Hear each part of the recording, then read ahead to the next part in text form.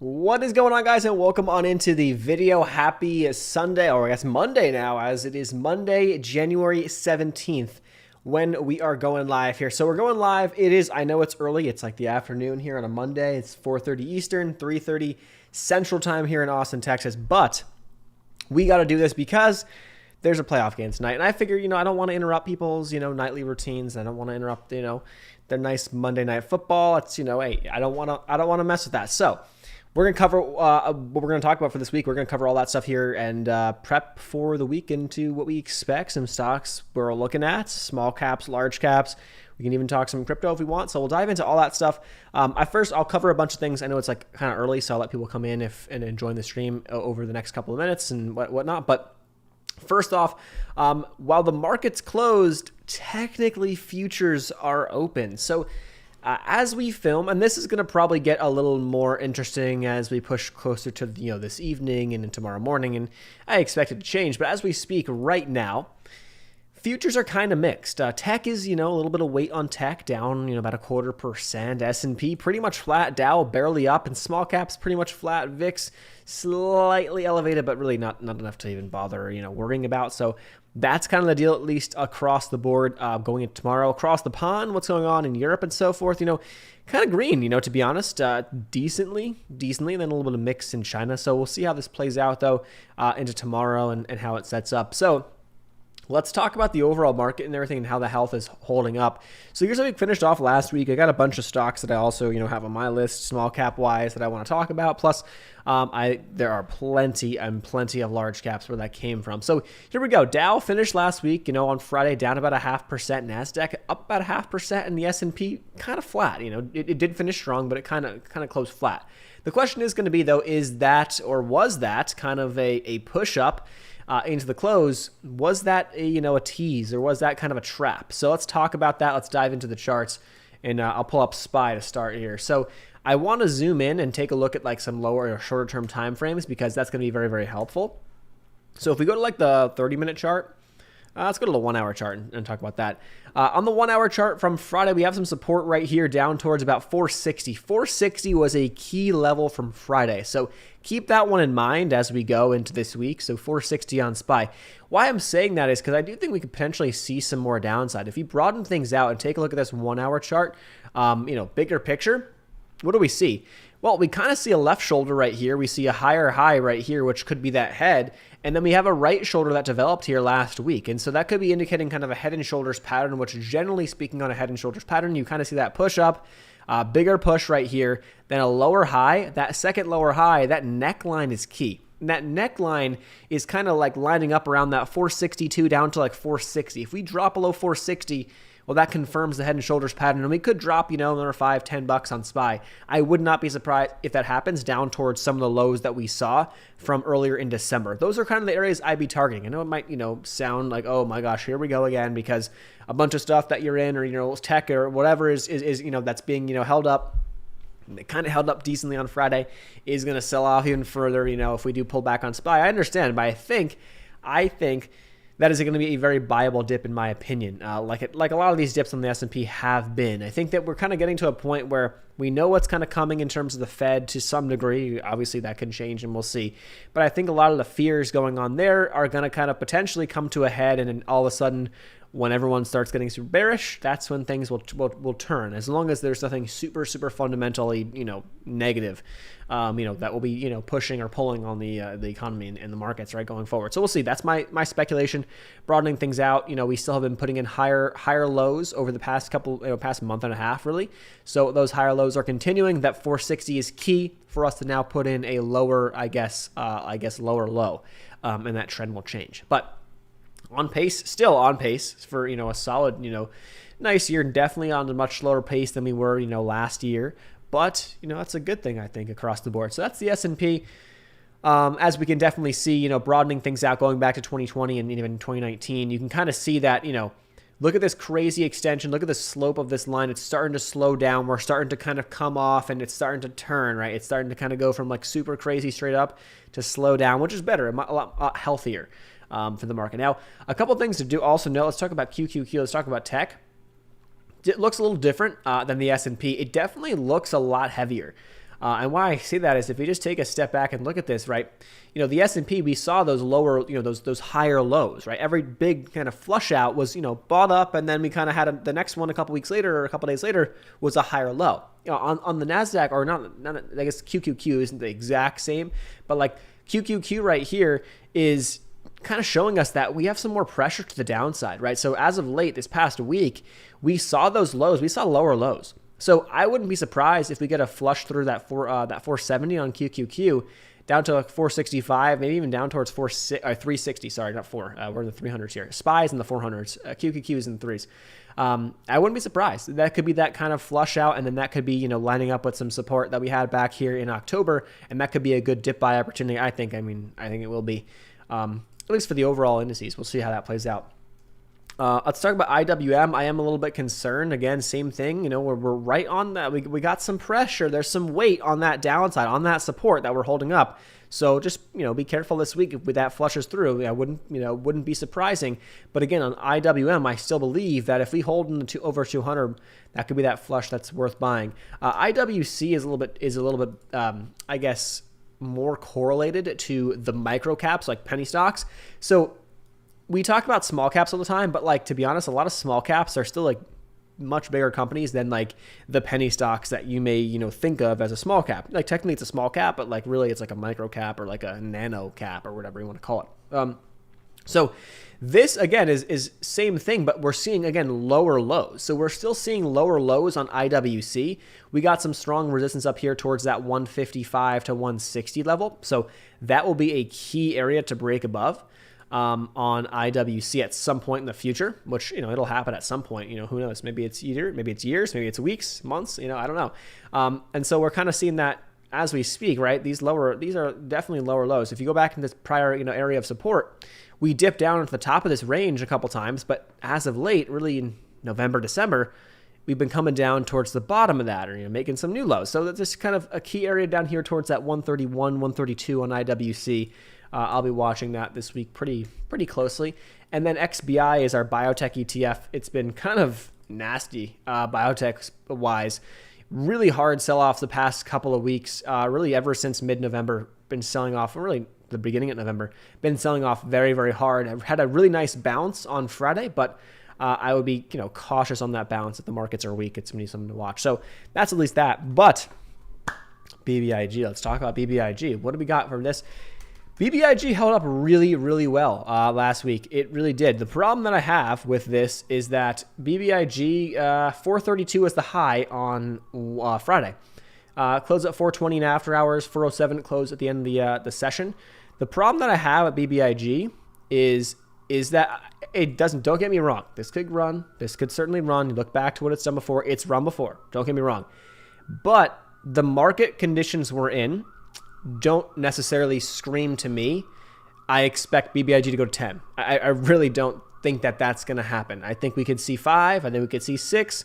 And then we'll see what happens and see how the momentum goes at that point. But the key for me is going to be watching the volume on BBIG. So the opportunity to the downside, whenever the momentum dies, I think will be once that volume starts to fade.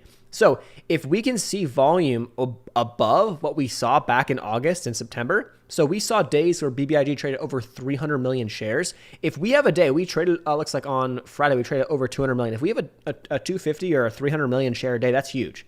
But when that starts to kind of fade back off, that's showing the potential downside opportunities. And so this is going to be, I think, a really good opportunity, come tomorrow, because I think there was a lot of hype. The problem was that once everybody gets on board and it gets to that point of like, okay, exhaustion, then I think you'll see that top get put in, and then that backside could be pretty nasty. So just be careful and lock profits in on the way up. Don't be, stupid and start buying this thing huge and buying massive call options for the $10 strike price for this week.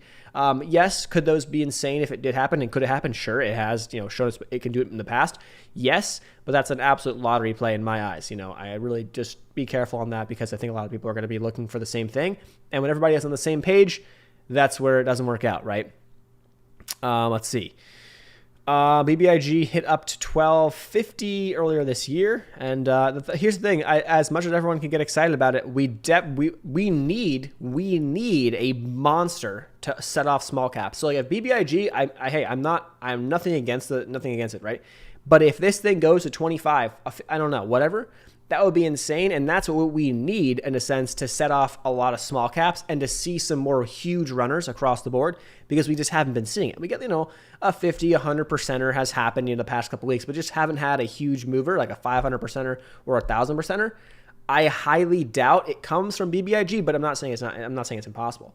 But just make sure you're being proactive in terms of locking in gains. Not something that I would be buying up here, because if I was going to buy this stock, I would have wanted to buy this thing in this range that we had right here, which was a buy, literally at Monday or Tuesday last week, as we fell back under 250.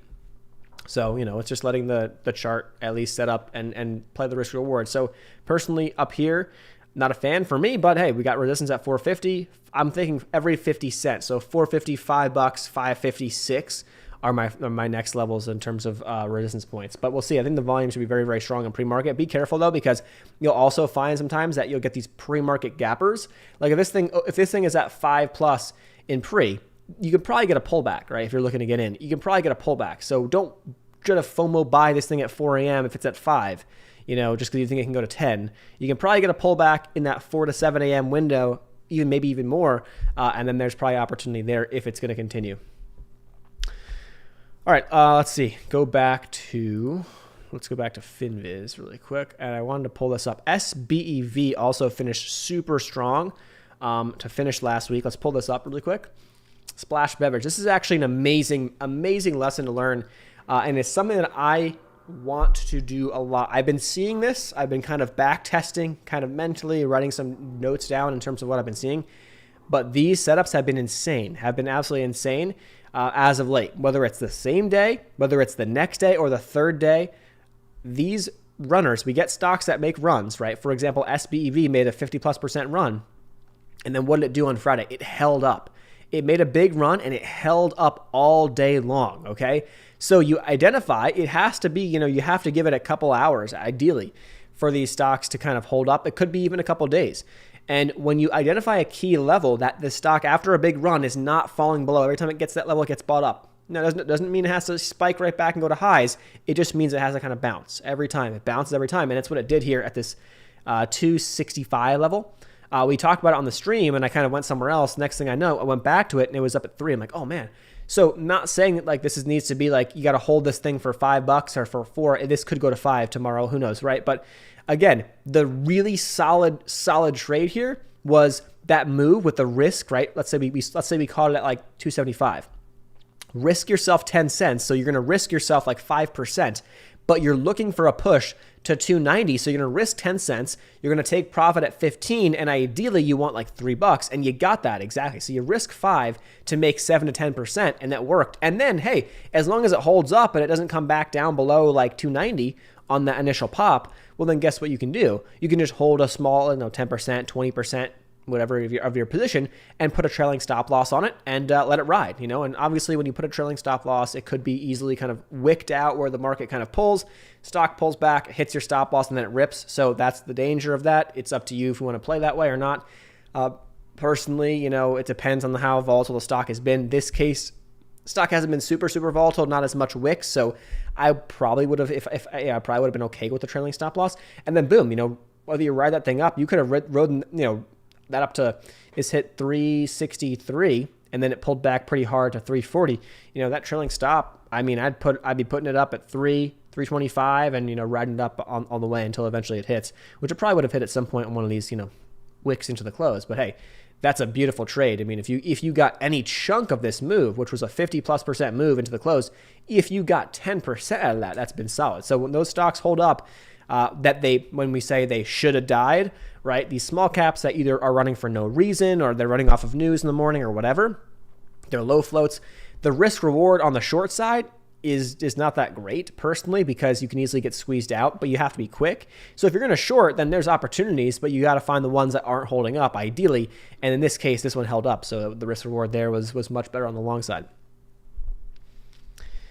You think Wish goes up 100%? I mean, let's take a look. Wish, we got this entire year. I kind of would find it hard to believe that this doesn't bounce at some point. The thing is, this stock hit new lows on Friday, which is crazy. The thing about this thing is, like, obviously, you know, if you're coming in from a much higher average, I understand your pain and it's where it's going to hurt. But the first sign of a reversal here on this thing, I think is worth a shot, because this is going to probably bounce very, very hard at some point. And from where it's at right now, 100% move from here, you know, we're talking about a move to $5. So as crazy as it sounds, we were looking at some of the numbers too, I think on the stream last week. Let's pull it up.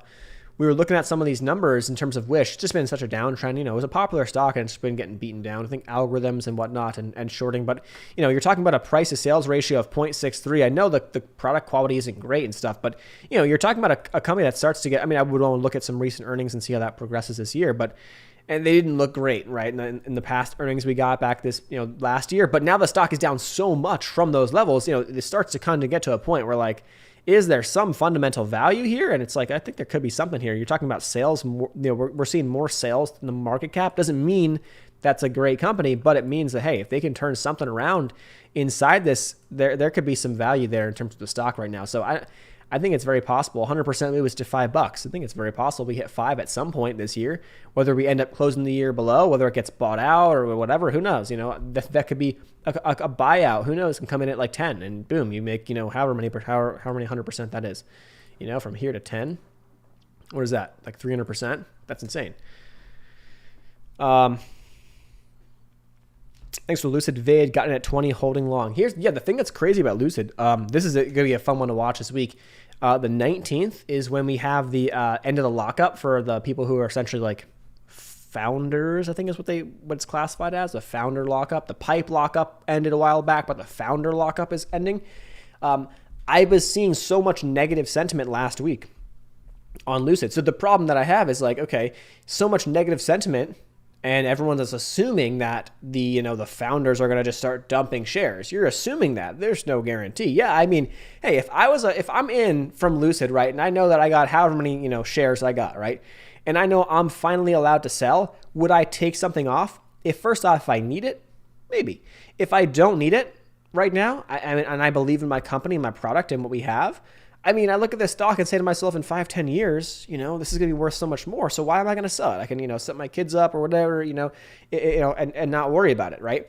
So I kind of I can see both ways. I would imagine there is going to be some profit taking, some selling, or those who are up, because you're up a lot. You're up a couple 100% from, where you on your I guess your shares, right? So in a sense, if you think about it that way, then I'm thinking to myself, okay, well, I could technically sell my initial investment and still have a lot more than what I initially started with anyway. So you could go about it that way. So there could be some selling pressure from insiders this week, but I don't know. If the volume is high, if we see 50 plus million shares traded every day, which it finished last week trading 33 million shares, 36 on Thursday, 49 on Wednesday. If we're trading over 50 million shares, which I'm not sure, we'll see how the volume is this week and how the market is. If the market's super choppy, the market's down, whatever. But if that's the case, then, I could see Lucid hold up. I could see it hold up and it kind of surprises everybody. And next thing you know, it's at $50. So, it really comes down to, I guess, I feel like a lot of people just are on one side of the trade. And if there's a lot more puts, being bought on this stock, then you can easily see that what everyone thinks is going to happen is not going to happen. Just be careful of that. So we'll see. This is bottom in, man. Here's the thing. Olympics, Super Bowl. I feel like we've been saying that stuff, for like a long time. Other things that have come up. The thing about VISL to me, right, is the way I look at it is it hit $1 last week. It's insane. Is I take a step back and I look at this. I go to FinViz. You can go wherever and get your information and whatever. I go to FinViz. I see a $48 million market cap. I see sales last year, or at least I guess that number is I believe a projection, or I'm not exactly sure how that number is calculated, if we'd have to go back and calculate all the earnings and whatever to get the accurate number. 30 million sales. But if you go back to the last earnings report, right, the company's moving in the right direction. The company's pushing up. We're seeing increases. If you read the last earnings report, I felt very good about that. And that earnings came, we got a spike around that time. I think I sold a tiny bit of my position and then rebought that lower. But we're just in that downtrend for a lot of these tech plays and a lot of these speculative stocks. So when that tide turns, you have to understand too that If that tide turns come like March, who knows, right? Because we're kind of rewriting the script in a sense of like usually you're very, very hot December, January, February, March. And then it's kind of like that sell in May and go away when things kind of quiet down from May through the end of the year, pretty much through the end of the year, through the summer months at least, and through mid-fall. And then it starts to pick up. So I think we're rewriting that script where that could be reversed this year. You know what I'm saying? Like it kind of just things are tripping off and falling off and slowly kind of dying until May. And then May, all of a sudden things turn and we get a really good run on small caps. This is the type of stock that in a positive, let's go to the weekly chart here. That spike is a little bit off to make it less easy to see. If I zoom out, we go to the stock and look at the past couple of years and past couple of just, I guess, market cycles. This company is in a much better position financially and just as the business is doing better than where it was, I think, at any point in their history. Now, if you look at the runs it's had, yes, I know this is the pandemic run, but we went from, about where we are right now, around $1 to $5. So, you can have runs where the thing kind of chops or starts ticking up for a couple months before a run or before good earnings or before some good news. And it's all about sentiment. It's all about essentially, you can look at these things and say to yourself, buy the ugly, sell the pretty. When everyone was all about this thing, back when it was hitting 5, that was a time to be taking profits. Obviously, at the time, a lot of people get caught up in buying the tops and they're buying in at 3s and 4s. And then they're like, oh, well, it's at 5, I'm up, but I'm not going to take profits here because it can go to 10. Sure it could, but it could also, we can see a year where it just sells off in the market like this. So that's kind of, it's a big lesson, I think, for a lot of people and myself we've seen and how we're going to play this. I have a new kind of, not new, but it's a I guess, revamped strategy for like how I'm going to play my small caps going forward. So I just filmed that video actually, so I'm going to be posting that relatively soon. But it's a very systematic approach into how I average down, how I'm going to play them and looking to sell into pops and stuff like that. But this is a perfect example of one of those stocks, right? So we got that pop right here. I took something off the table there.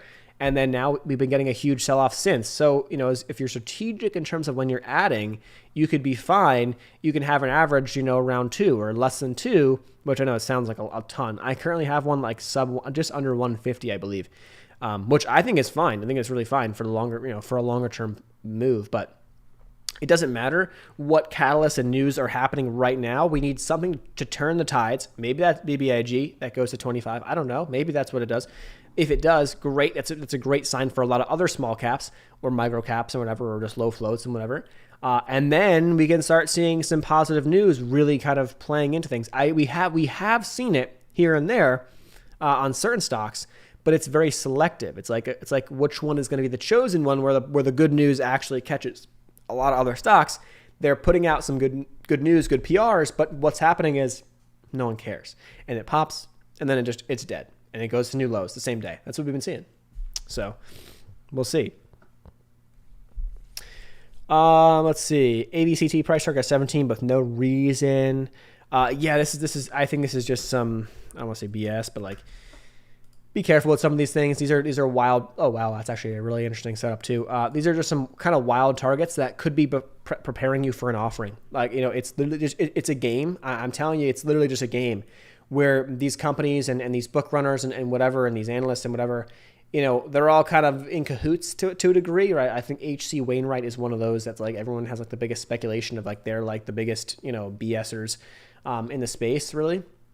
They essentially are the book runners for a ton of these offerings, but they'll come out with a massive price target upgrade. And then, next week they'll come out with they'll be the ones that are running the offering and getting paid for the offering. But guess what? They're not going to be able to facilitate the offering if there's no volume and attention on the stock. So for example, AVCT, some weird stuff was going on, but if they want to offer again and raise capital, they're going to need some attention on their stock. And guess what? They've been getting that. I mean, the volume's elevated as of late. And now let's see what's happening. The trend has finally cracked. It just fell below the 50 SMA. So what I would do, what I would look at here, I wonder if you can even short. Let's just see if Webull has the short feature available. Let's see. No, it doesn't. So you have to go to a different broker for that. But this is a short to me. You crack trend. Obviously, I would be careful. I wouldn't want to hold this overnight too much, but it's probably going to be an ATM for a little while in terms of the downside with a tight risk. So if you're going to short it, have a tight risk because it's it is a low float. But right now, you can risk it up to about two. I would say I would risk it to $2. As long as it holds under two, it's a short in my eyes. So any pops against two is your play. So if this thing popped up to like 190 on Tuesday or Wednesday, whatever, take that short with a risk of $2. So you're going to risk yourself 10 cents. And then that downside is, you can look to hitting that prior low at 158 or hit new lows. 150 could be a target. So that's how I'd see it. But this is how that stuff works. It's a lot of it's BS. And I think the market people know that. We saw a period last year and before that where, a lot of people got behind it because these low floats, when there really doesn't need to be that many, but you get, 10,000 people that are paying attention, which I feel like we had a lot more, and more commonly we had that, a year ago. When you get these low floats that get a price target upgrade like that, everyone's like, oh my gosh, it's going to be insane. And that could be enough to facilitate kind of that squeeze out of anyone who's shorting this thing because it's BS. They know it's BS. But anyone who's doing that, it can kind of squeeze them out because there's enough buying volume that keeps coming in and there's enough attention on it. But we don't have that right now. So that is, I feel like, is less effective. But doesn't mean it can't go. So, to me, this is all bearish. It cracked the trend and it's below 50 SMA. And I'd risk, the 50 SMA or even just $2 kind of as your risk for a short idea. That's how I would see it. Unless, other than that, the next piece would be going into the fundamentals. So, looking at their earnings and are they, moving up, down? What do they need? Are they out of cash? Are they, growing? Are they, what are they doing? Before I would be diving into a long there. Let's see. Indicator lines. I use the 50 and the 200 simple moving average or moving average. So it's MA50, MA200 I just use them on the daily chart. You'll see this. This is the weekly chart right now. You can look at a bunch of other stuff. I like to keep it very simple, and I pay attention to these lines on the 1 year, 1 day. So that's really it. Other than that, I'll use like VWAP for like a 5-minute chart or a 1 day, 1 minute chart for like a super short time frame. But for big picture views, I always use these two. And is it a huge deal? Do I really care so much about them? No, they're helpful, but I just like to look at key levels of support, resistance, and stuff like that. So we'll see. CHPT caught an upgrade. Okay, well, let's take a look at CHPT. How did it finish last week? We were talking about it in the live, I believe, if I'm not mistaken. Finished pretty nasty to the downside. But price target upgrade, hey, this could be this hard sell is pretty interesting to me. I mean, this is a pretty nasty sell-off. You got some resistance up here towards $20, but like crack down, pounce back, hit 20, hard reject at 20, very hard reject at 20 here so far in 2022, and it's just getting destroyed since then. I mean, literally just since the year began. I mean, this stock like is literally down 20, 30%. Like, what is that? Like, we will do like 2 trading weeks. Like, how's that even happen? I mean, that's the market we're in for these types of things. So, hey, more downside in the market, and we'll see how the upgrade affects things, but more downside in the market. This is probably going to come down maybe $10 you can probably get. I mean, honestly, that's just the way it is. But just as we see that, right, look what happened when it did the same thing last time, right? Had this hard flush, got rejected here at like 21.50, had a hard flush down to 18 in a very short period of time. So this thing dropped in just like a matter of a week and a half. It dropped 20%. So it's done these moves before. And then what did it do from that flush? The thing went from 17, 18, hit up to 28. It went 60%. So that's pretty wild action. But just looking at the on the surface, this could be an interesting flush to be getting into.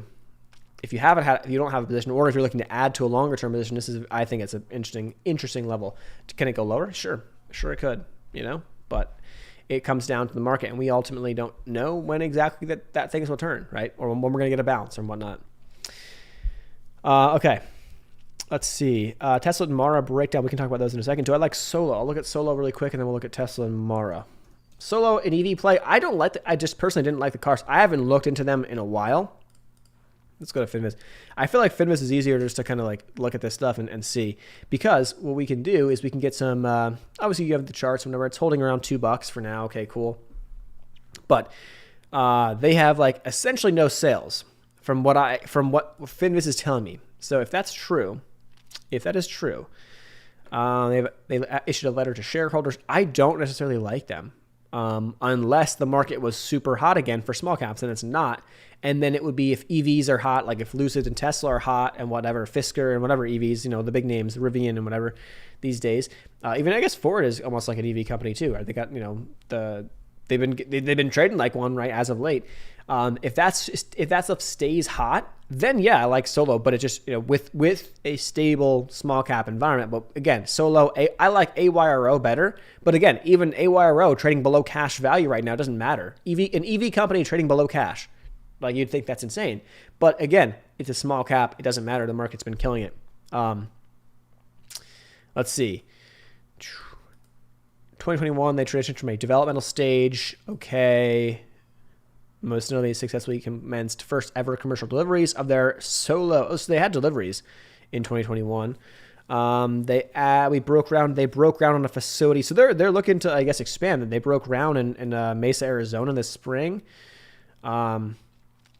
Assembly Engineering Center for the 2023 model. Hey, it's interesting.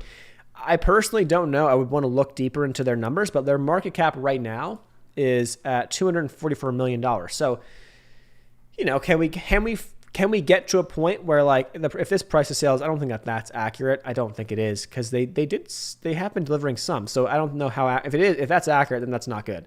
This can easily come down a lot more, but again, right, you can kind of see the disparity in that. Why would something like this not come down to, like below cash levels where like an AYRO is? Like, it doesn't, you see how it doesn't, like, some of the stuff doesn't make sense. And I think it's a lot more algorithmically based than people think. These things are kind of just like trading down, just chopping down at a very consistent pace. Obviously, some news can change that, and a lot of, panic selling across bag holders could also, change that too, which is kind of, you get that sometimes.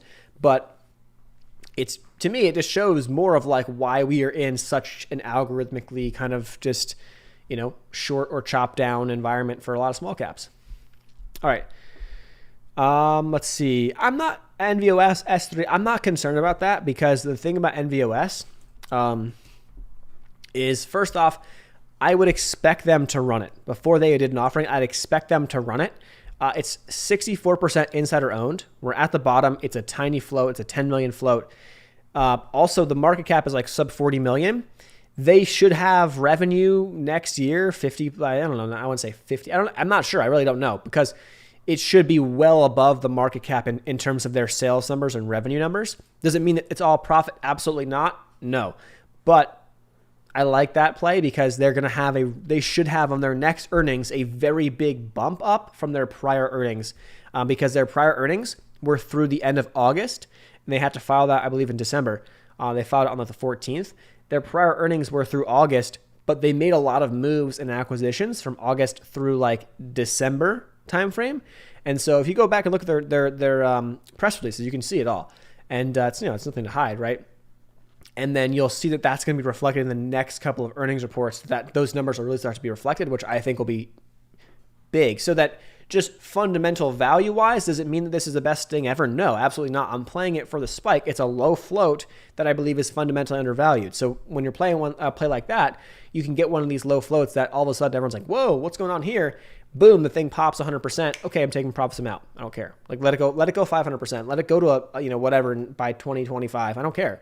It's like just playing for the spike. The S3, I'd be more concerned if we were trading higher, or if we were really low on cash, or if there's nothing else going on here. Well, I'm looking at a fundamental, even if they did an offering, there's no one to buy it, because there's no volume. There's no one to buy it. I think the stock is still restricted from buyers on TD Ameritrade. Like, you have to call in to buy. Last I've heard, or last I checked, right? So I don't think they're going to do an offering until they get some attention, or they get some more people interested in their stock. So they gotta run it first. Is my anticipation. We'll see though. This doesn't mean they can't do one tomorrow, right? Let's see. Besides all the hype, BBIG. All right, let's look at Mara and Tesla. BBIG, we talked about at the beginning. I mean, I'm looking at every 50 cents. So I'm looking at every 50 cents on that guy, and that's what I'm looking at. So $4.50, $5, $5.56. They kind of line up with a lot of good areas of resistance on the chart. So that's what I like. Tesla, again, kind of higher lows. I mean, he kind of had a dump down. Was this Monday? Put in a higher low on Friday, but just kind of eerily chopping around. I have this line right here, which is kind of like it's not like a perfect support resistance. It's just kind of like a sentiment line. Like it's kind of like, okay, the sentiment seems to shift bearish under this line and bullish above. So that's at like 1,060 bucks or so. We're like right under that. So we can easily pop right above tomorrow on Tesla, but it's kind of just in a consolidation range. I don't know if there's enough.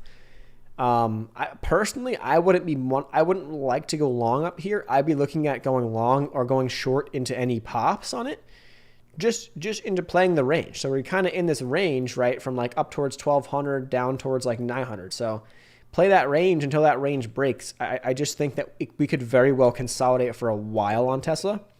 And it could be an easy chop around fest. So you want to be looking at like shorter term support resistance and stuff like that. But, broad scale, look at the weekly chart on it. Tesla's kind of flagging, right? You have a big move up and a consolidation. But on a broader scale, this consolidation could go on for months, right? We could bounce around from 900 to 1,200 for months before the next leg up or down, right, on this thing, depending upon news and earnings and whatnot, which Tesla has seemingly, as of late, been surprising to the upside. So it's cool to see. Mara, let's take a look at Mara. What do we got for this bad boy? Okay, Mara last week, I'm very mad at myself because we talked about it a while back and I was really eyeing up, a Mara short in 2022, but I just expected, or was, I want to say hopeful. I wasn't hoping. I was like, oh, okay, if it happens, it happens. I was kind of expecting Bitcoin to run into the beginning of this year, like let's say like right now. I was kind of expecting Bitcoin maybe be pushing 100K right now, like a lot of people were, which is probably why it's not. And I would be like, okay, Bitcoin, as it starts getting up towards that level, I would imagine Mara starts going parabolic, which it already did. I would imagine it keeps pushing, and that's where you want to be looking to start either entering a short position on just shares. I would say probably just shares would have been fine, because options could screw you, because if you go short on options, you got to give yourself a time frame, and it could get a little crazy.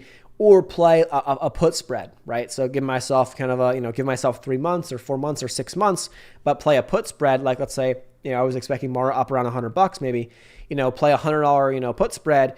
And as long as it closes under $100, I hit my max profits or whatever, at the time, and I don't have to worry about time decay or anything. And yeah, it would have been great. Now, ultimately, right, it happened it happened sooner than I thought, and Bitcoin kind of calmed down a lot.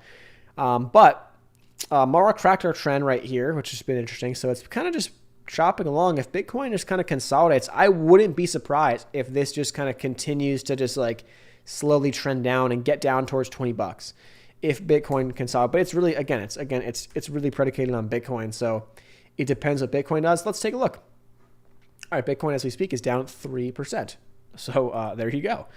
As we speak, that's actually happening like right now, by the way. Past like couple hours, Bitcoin's really started to pull back down into the low 40s. Now, if we look at the 1 hour chart, we consolidated down here around 40K, 41K, so it's fine. If this thing starts to fall below 41 and hold below 41, okay, every time we drop below 41, we've been getting some buyers coming in relatively soon, within a couple hours. Buyers come back in, it brings it back up. If it doesn't happen this time, then that's setting up for a bigger downside move, which I would be targeting on Bitcoin, a bigger downside move. I would be looking at 37 down to 30K. And then that's where I would be like, hey, I want to start buying some of this, buying more of it, right, for a longer term position, right? But we'll see. Does this have any kind of indication on the stock market for tomorrow? Because Bitcoin's been correlated a lot to a lot of the tech plays and a lot of the high tech plays and the risk on approach and the risky assets. And so Bitcoin kind of fits that mold of like, if investors are shedding risky assets in a rising rate environment, right? Bitcoin is something that probably doesn't do well, right, in that type of environment. So we'll see how long that lasts ultimately, right, with rising rates.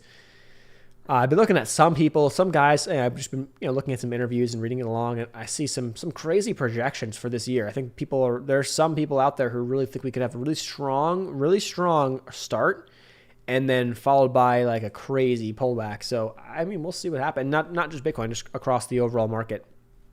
We'll see. All right, Figs. Big sales anticipated in Lululemon medical apparel. Yeah, you mentioned that in a comment on, I believe, yesterday's video, and let's pull it up. Here's Figs. So I was looking at this thing and saying to myself, I don't like dislike it. Obviously that this thing could come down lower. If we look at FIGs, I was looking at the $3.9 billion market cap, price to sales ratio of 10. So you need to get those sales numbers up. That's kind of key. You need to get those sales numbers up, but the cash per share, roughly sitting at 160 plus million in cash. That's good.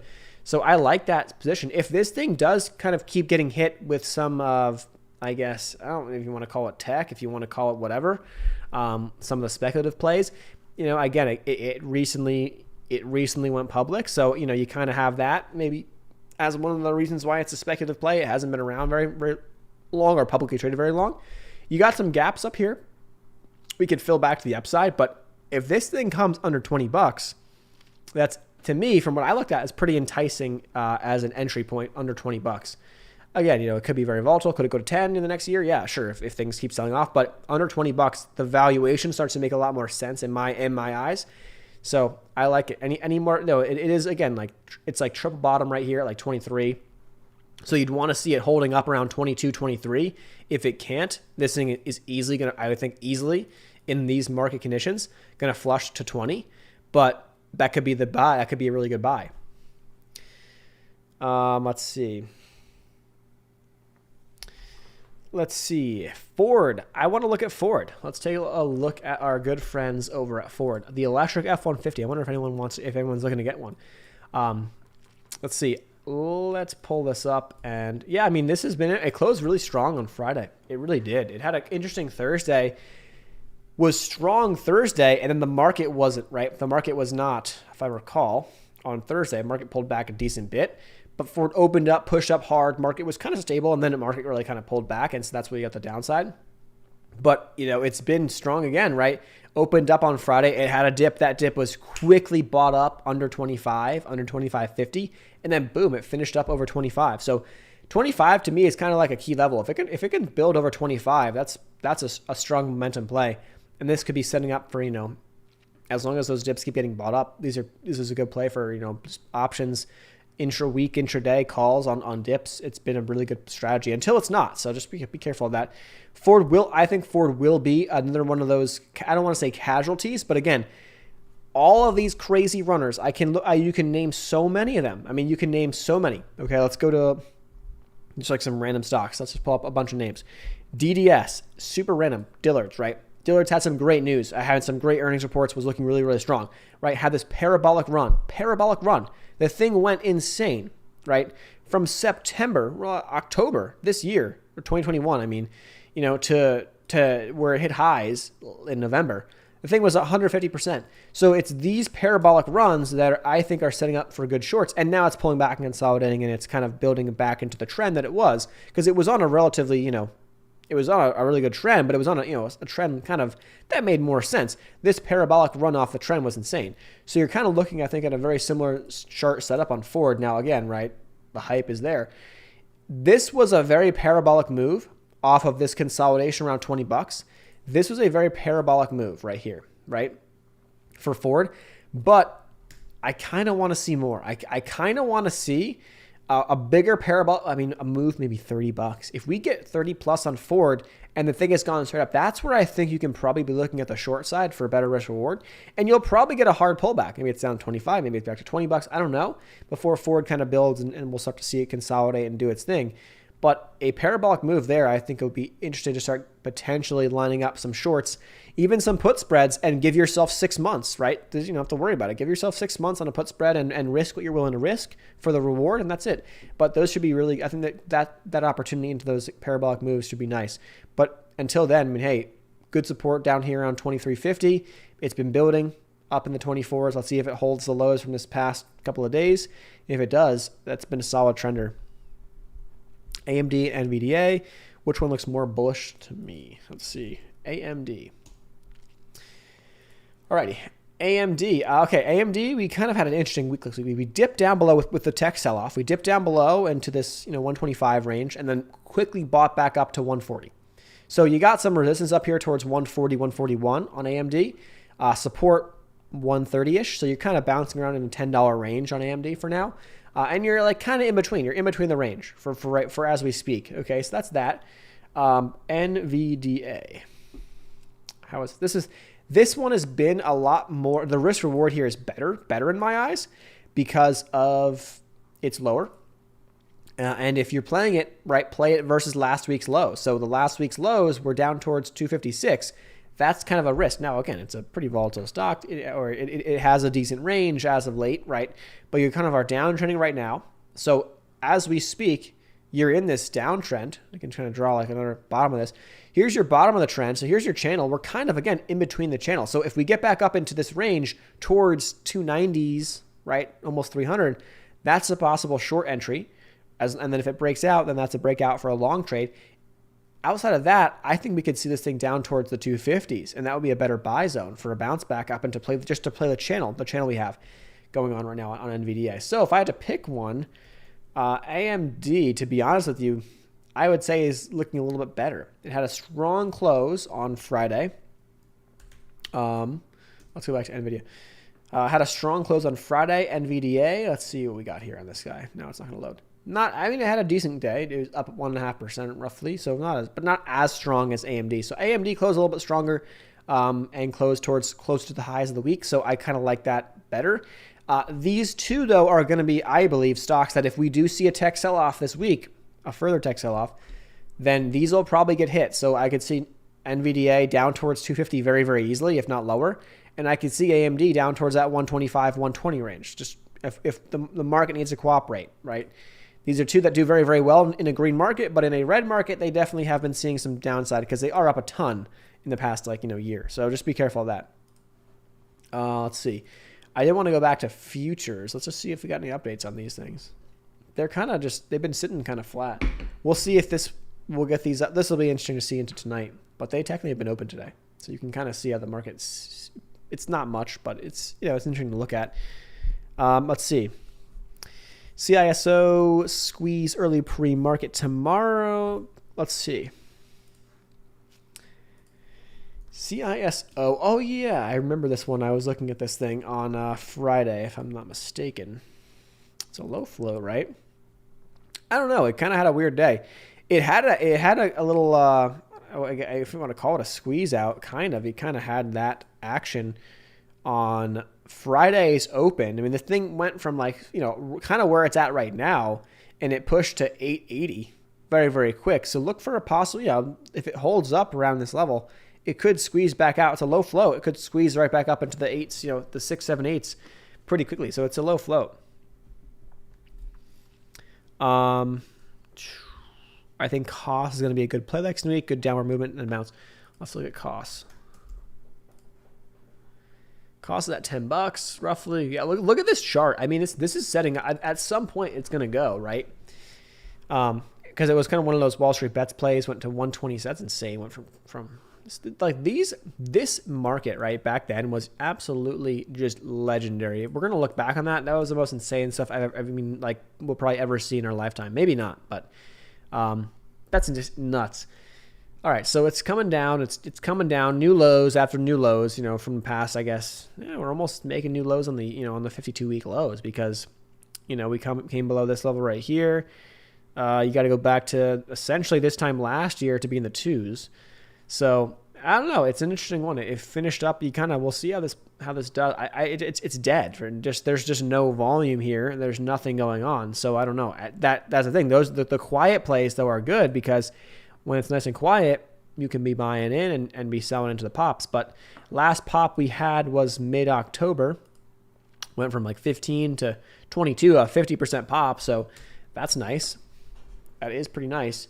Just be careful, though, in getting caught up. So I would say you want to have a strategic, if you're looking at this for a swing, you want to have a strategic approach into adding this thing. Don't just be buying a full position now and hope and pray for $20 because this thing could go to 5 before it goes to 10. And maybe it bounces from 5 to 10, which is 100%, right? But if you're in at 950, you're still going to lose. So you got to have a strategic approach to adding, which I had just had filmed a video recently on that, so that will be coming out very, very soon on how I'm going to be adding my small caps going forward. It's back to what I was doing in 2019. That literally was an amazing strategy, but it didn't work in 2020 and 2021 because there was no dips. You didn't see charts like this. The charts were the opposite. The charts were just going up. trending up every day. And so you want to buy every small dip. That was the play. And it got a lot of us, and even myself, under the same, I guess, mentality, or the same kind of process was, okay, buy small dips and kind of nibble, because you can buy a starter position and leave more cash to add, yes, but you almost never got bigger dips to add, and things went up from where you bought. So it was like, okay, I'm gonna sell for profits, and I was just you have these smaller wins if you're playing it with the strategy that I had back in 2019. So I adapted that, and then of course now you have to adapt it back, because now things are changing again. So you kind of have, two sides to how it's been. All right, MGY. That's been solid. Look at this. Look at this trend. This is at hit new highs. Let's see. Be careful though, because you could get a quick reject and pull back off of these highs.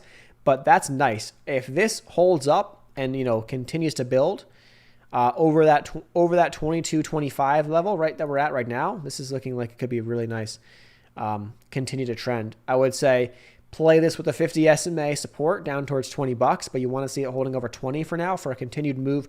And I would be looking for a bigger time breakout. Again, look what happened last time you hit these highs. So you go back to this range right here, right?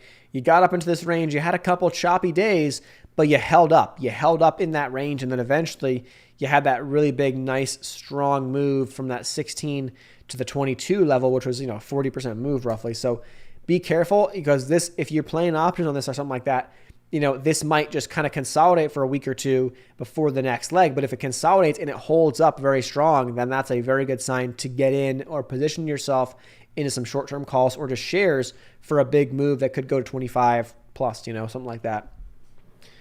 I like that positive momentum right there. Low float on CISO. TD showing 117 shares outstanding. Let's take a look. I'll look at Webull in a second. Let's pull up what Finviz has, at least. It might not even have. It doesn't even have it pulled up. All right. CISO. We are getting on a Webull. We're getting a free float of, I know it's small, 47 mil. So 47.5 is what I'm getting on Webull, but I'm not sure how accurate that actually is. Let's see. IMTE. Wow. This is really, that's insane. Look at this. This is nuts. I feel like I was looking at this stock. It was on the radar recently. But that's just like such a weird move. What does IMTE do? Let's look. IMTE. Oh yeah. Okay. So a lot of these Chinese plays are getting bounces. Be careful here, because why I say that is because we've been seeing these runs followed by huge liquidation, just massive dumps. So this thing has now gone 100% from where it was like a week and a half ago, right? Yeah. So can it keep going? Yes. Yes, it can. But I think you're going to be, you're asking for, if you're getting long here and you're swinging it, you're asking for trouble. You want to be playing this based off of the recent momentum and say, hey, if we get a pullback, but it holds the trend, or it holds the prior day's lows or the prior day's highs, give yourself kind of a level, right? And as long as it holds that, that's your risk. But if you're just going to be getting in long now thinking it's going to go 10, 20 bucks, it very well could. But you could wake up to a kind of a DOGZ type of setup, right? A dog setup where you wake up one day and it's just destruction. The thing goes from, again, similar price point, $9, and it goes from 9 to 3, like that. Or a Pet V, right? What's Pet V? Pets or Pets? Yeah, Pets. PETZ. Pets, similar situation. You went from like 4 to sub $1. Is Pet V a stock too? They kind of confuse me. Pet V. Similar, I guess. But Pet V is actually an interesting spot, because look at this chart. Boom. 236 is the lowest from this past year. You're right back into that range. Every time you've been in this range, what do you get? You've been getting nice bounces. So look at some of these bounces. Little spike right there of 30%. a nice spike right here, a continuation move of 100%. So this is actually on the radar for just a technical play. If this holds up right here, you could be setting up for a pop back up of 30, 40, 50% like that pretty easily. So watch PETV. It's an interesting one. Just chart-wise, I kind of like that.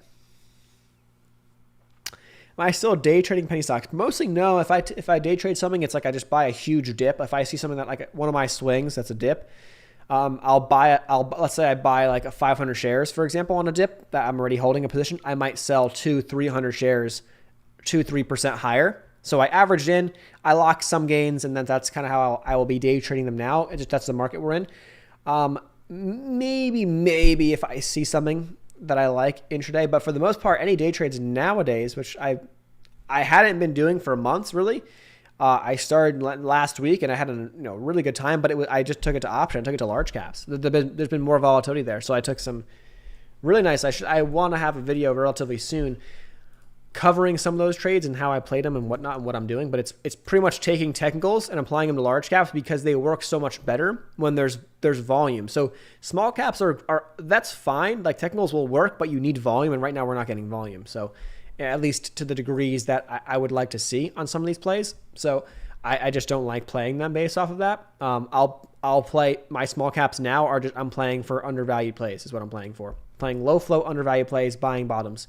Loading the bottoms and, buying when everyone's sad and not watching these stocks, not paying attention and looking to sell into any of those signs of either positive PRs, positive news, or when pumpers come around, to try to pump something up because they're on Twitter and they're like, hey, this is the next best thing. Then I'm selling into those types of moves. That's how I'm playing my small caps these days.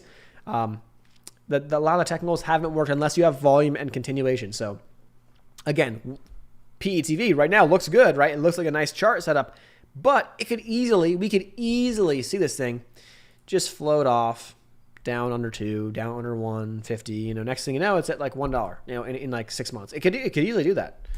So let's see.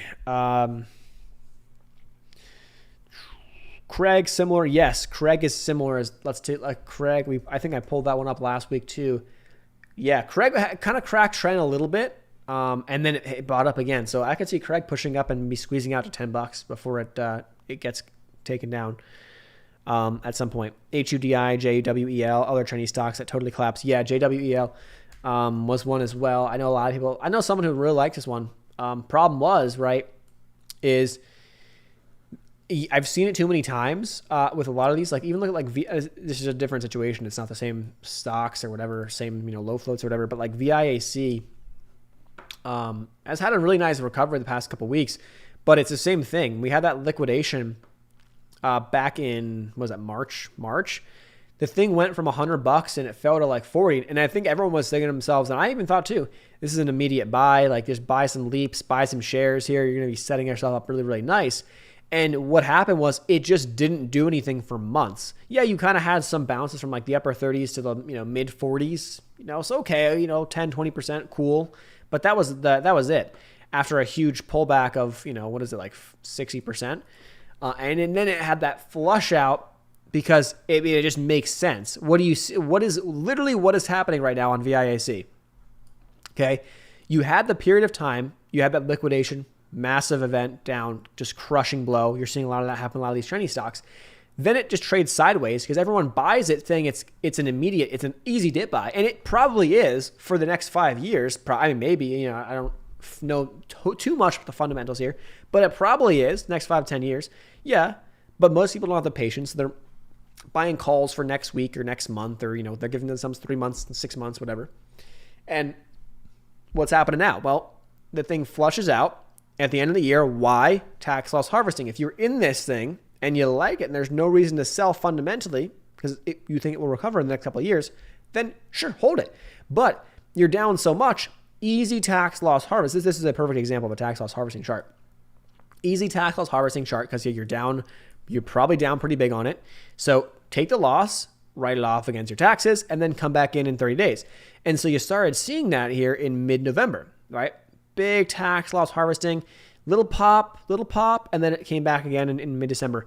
And then, ever since then, trending up because now a lot of that money that was in from wherever they were in, who took their losses, are now like, okay, it's been 30 days, time to get back in. And so that buying pressure has been there the past couple of weeks. And I expect it to probably push up into the 40s, and maybe it gets a pop back up into the 50 range. Who knows? But it's been an interesting stock. So that's a perfect example. I think that one hits home, and it reminds me of a lot of those Chinese kind of just takedown plays. So it's a trading vehicle, those plays. They're the low float guy, I'm telling you, these are just trading vehicles. It's literally not up to you. Like this right here, Craig, I don't care what you think. Okay, this is an algorithm. This is a bigger, I guess, power than you. Yes, as of late, you're getting some more volume, so you're getting some more eyes on it, some more retail eyes on it, right? But you are setting yourself up to get burned at some point if and when it has that crackdown day where it drops back down to 4 or 3, right? You don't want to be in that. So I think Craig is a day tradable stock, not a swingable play, unless you got some stones, you know what I mean, and you're willing to hold and wake up down, 30%, 50%, whatever. So it's buy the dips along the trend on the day trade side and wait every day for that possible downside move, because a lot of these have been getting really good pops, but then they get shorted. So JWEL had a crazy liquidation, right? And then guess what? It had a couple pops. So it kind of had these little, oh yeah, it's an easy dip buy, right? Easy dip buy. Those easy dip buys were then faded back off. So it had a couple of those days where like, people started getting interested in it. Hey, it started going from, 460s to 550s, nice dollar move, nice. And then it just got faded off again from then. It had a nice bounce right here from the 460s again up towards $6, and then immediately sold off. So you kind of can see that everyone's kind of selling into those pops very, very, very quickly, which is going to hold these things back. DWAC, let's see. Trump is going to announce a social media platform in Feb. Yeah, I've been hearing about that. Let's see. A lot of people are on the same side of the trade here. It's been holding up really, really nice. I don't think it's out of the question. Let's just look at the chart. So yeah, okay.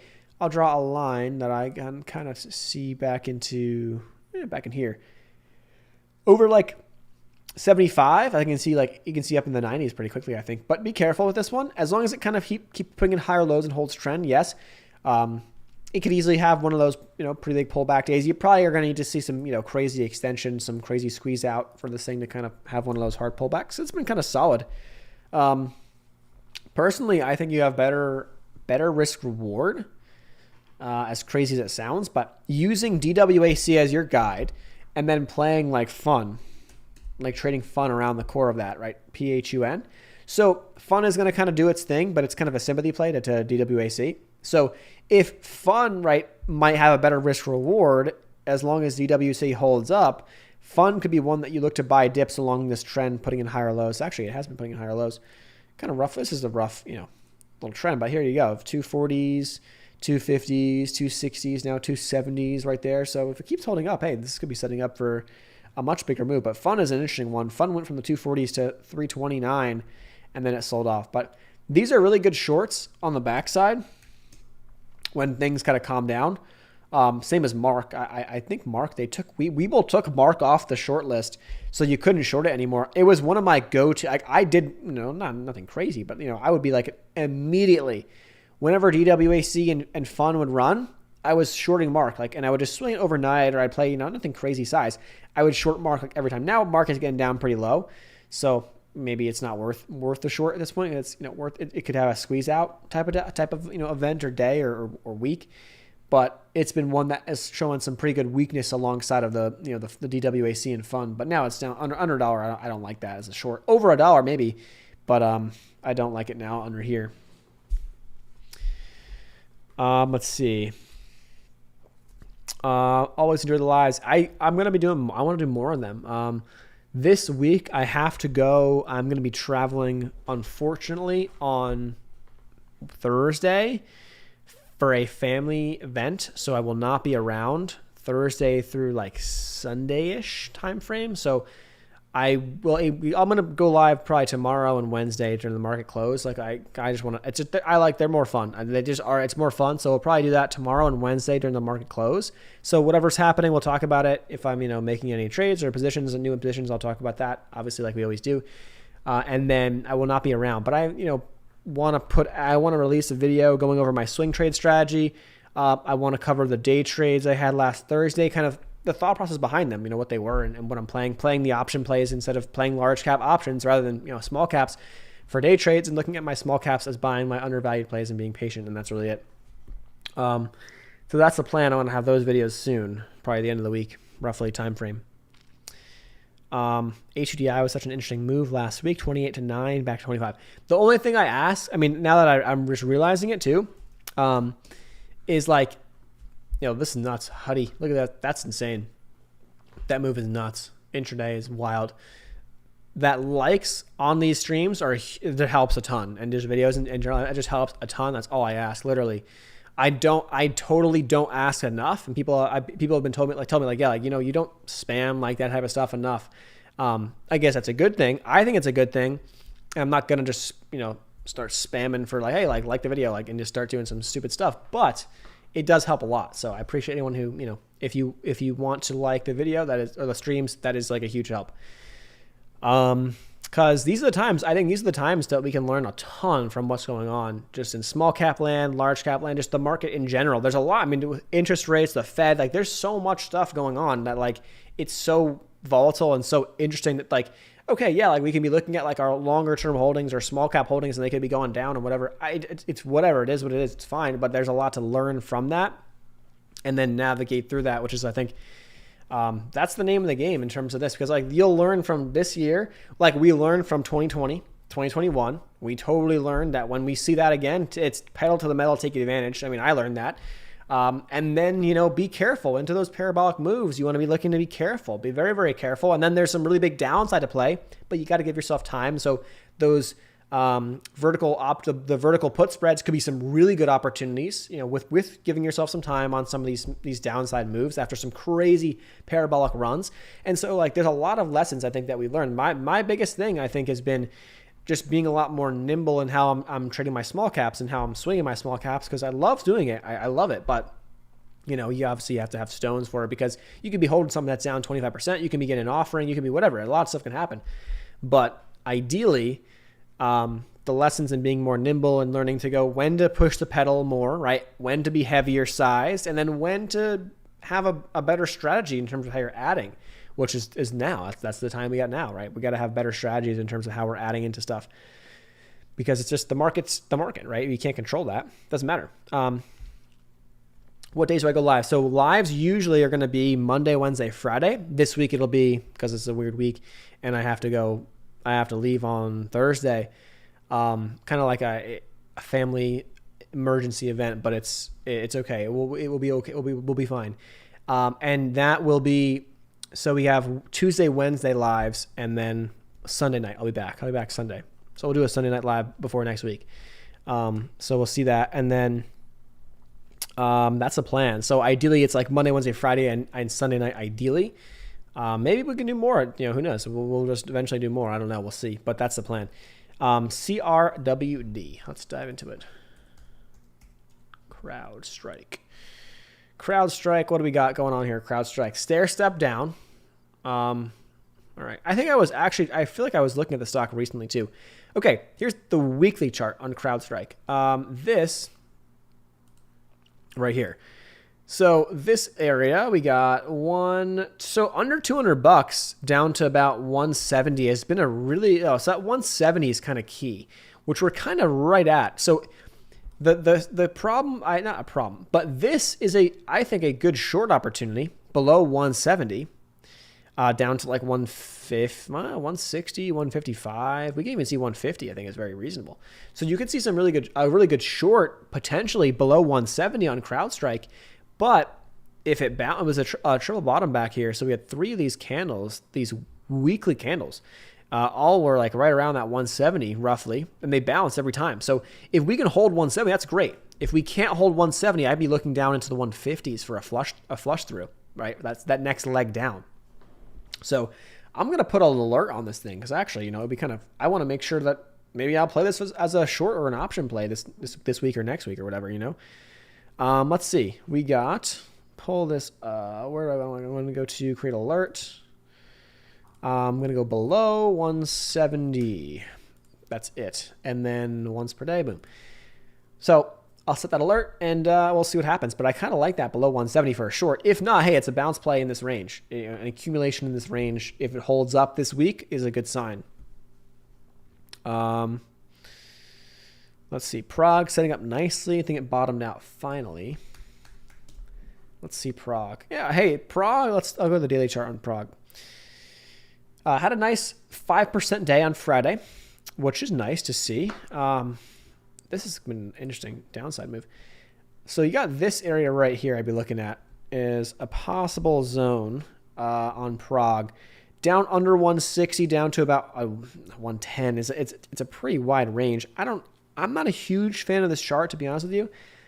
Doesn't mean that it can't, but if this is the thing, if it does drop below last week's lows, this thing could be at 130. It could be at 125 by the end of the week, or within 2 weeks, or it could just be a slow bleed. So be careful. But if this is the bottom, right, short-term bottom or whatever, then make sure you respect that. Don't just be in this thing and let it just kind of go down, down, down, down, down, unless you got a plan in place, fundamental plan, or you have an ad plan that's like, okay, I'm going to buy some here at 170, I'm going to buy at 150, and then I'm going to buy at 125. That brings my average roughly to like 145. I don't know, just whatever. Maybe that math is completely off. 145 average, and hey, okay, I can handle that. And if we get a bounce back up to 2, boom, I'm locking in gains. I'm making my nice money. So that's the idea. Hood, let's dive into Hood. I think Hood could be, okay, chart doesn't look great, right? It just keeps kind of fading off. It keeps fading off. Fundamentally here, it's getting to be, to me, it's in an interesting spot, under 20, and especially under 15, and if it keeps going down even more, right? Hood is one of those that on positive days, so when tech is good, when we're seeing, the markets are strong, this has really strong days. On weekdays for tech, this gets hit pretty hard. And it actually, a decent close last week in the markets, and it closed red. So it's one of those like high beta names where like, okay, this is a great option trader because on nasty days, or if you think the market's going to pull back, right, and you're watching the markets closely and you think, okay, we got some weakness here, it's looking pretty weak, you can short Hood, and Hood generally will fall with that. Be careful though, it does have a pretty high correlation to Bitcoin. So when Bitcoin's up, Hood generally likes to follow along because that also, if you think about it, right, higher Bitcoin means more active users on the Robinhood platform who are using the platform because they're buying crypto. They have the crypto wallet feature coming out very, very soon. I think I just saw that I was on the waitlist for that because I just like to check it out and see how it is. They have that feature coming out. To be honest with you guys, like, I'm not gonna lie, like, there's a lot of platforms out there in terms of fees and stuff. Now, the spreads when you're buying crypto on Robin, it's like just aren't great. Same as Webull, the spreads are terrible. So you're not getting the best fill price. So you're essentially paying fees without realizing it. But essentially, higher crypto prices mean more attention on Robinhood. So if crypto, like we were just talking about Bitcoin, let's go back to Bitcoin because we were just looking at Bitcoin. Where is it? Bitcoin, I see it's bouncing now. Bitcoin's bounce. Look at that, really strong bounce. Look at that. Look at that. We were just literally just talking about it, saying, hey, like, literally after I started talking about it, it bounced, which is funny. But if Bitcoin kind of flushes through and drops under 40K and drops down, and maybe it goes down towards like the lows that we saw earlier this year, down towards, or last year, I mean, in the summer months, spring and summer, down towards the mid to low 30s, then I would imagine Robinhood Robinhood could very well go to 10. It could very well go to 10. Just be careful of that. So here's we got to look at the downtrend right now on Bitcoin. So it's still trying to pop the downtrend, but it got some support here. So it's in a really interesting spot. We'll see. But it's been a little choppy, a little chop city right there on Bitcoin as of late, past couple weeks. So I'll be watching the futures too, going through the night, and we'll see how that shapes up and all that good stuff. But okay, let's see. That is that. Okay, that said, what time is it right now? We're going for over an hour. So I appreciate you guys for tuning on in. I am going to wrap things up. I'll be watching futures going forward. They actually technically they were open and stuff. So we kind of got a feel for how they are, but not enough. It's kind of choppy and we can't really tell too much. So we'll see how that shapes up. But this should be a really interesting week. I am concerned about some downside early on this week. That's just kind of my speculation. Maybe I'm wrong. Maybe it happens at the end of the week. Maybe not. If it doesn't happen, then my hedges are going to lose. But my hedges are they're hedges for a reason. So we shall see. Thanks. I need to remind people about liking your video. Yeah, I don't do it enough. I really don't. CHPT, we talked about that one a few minutes ago, but I'll pull it up really quick before we wrap things up. Charge point, this is really interesting. Under 15 bucks, I like it a lot. Last time this thing had a really good flush sell-off, it went 60%, but you need the market to firm up. So this is a stock that I like this better than Blink personally, but the market needs to firm up. So if we don't see a tech firm up or a speculative or a growth firm up, this could go to 10 very, very easily. It can go to 10. So just be careful of that. But I think anything, if you're strategically looking to add this thing and add here, and then be an add at 12.50 and then an add at 10 gets your average down nicely, or it can help you average in a lot nicer. And then you're kind of setting yourself up for the next couple of years. This is a couple of years. This is a longer term play here. I don't think it's going to be, with EVs and the growth. I see their stuff all around Austin. It's everywhere. It's in my garage. It's all downtown. Charge point chargers are everywhere. All other garages, it's all over the place. So this is one that I can fundamentally get behind and say, hey, I see their stuff all over the place. I see the growth of EVs, at least in my city. I know what's happening. I can see the EV numbers across the board. I like this play. They just were a little overextended in terms of their valuation this past year, which is fine, but now it's coming down quite a bit. Now it's coming down to much more reasonable levels as we price in the future growth, and as they grow and as their sales kind of catch up to their valuation, this becomes a lot more attractive under 20, under 15. Do we dare get under 10, if we continue to see some more big time sell-offs across the board, then that could be something that I like to strategically add to a long-term portfolio. So I like that play. Let's see. All right, well, I'm going to wrap things up. I appreciate you guys for tuning in like always. Thumbs up button, that's all we ask on the streams and the videos and all that good stuff. It helps a ton. And we will continue this tomorrow. Live stream tomorrow, like 1:30, well, I guess 1:30 Central Time. So 2:30 Eastern Time, about an hour and a half till close is what I'm targeting roughly for the live stream. And we'll probably do the same thing Wednesday, and then I will not be here Thursday, Friday. So we will not do that those 2 days, but I think I'll hopefully have those videos on my swing trading approach plan and stuff like that. So I'll post that, and it should be fun as I go through some examples. I talk about my style, my strategy, and all that stuff. So that is that. Thanks so much for watching, guys. Hit the thumbs up button. Consider subscribing if you're new.